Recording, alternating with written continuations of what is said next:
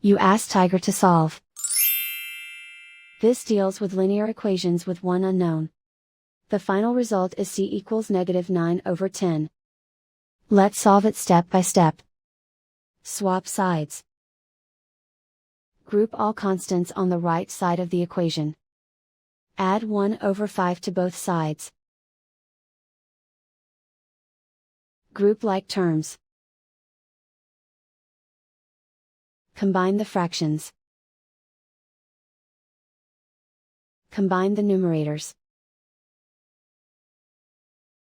Reduce the zero numerator. Simplify the arithmetic. Combine the fractions.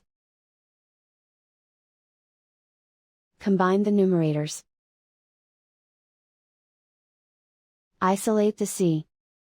Multiply both sides by inverse fraction 9/4. Group like terms. Multiply the coefficients.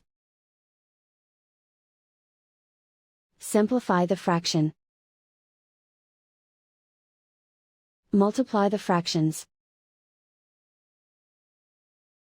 Simplify the arithmetic.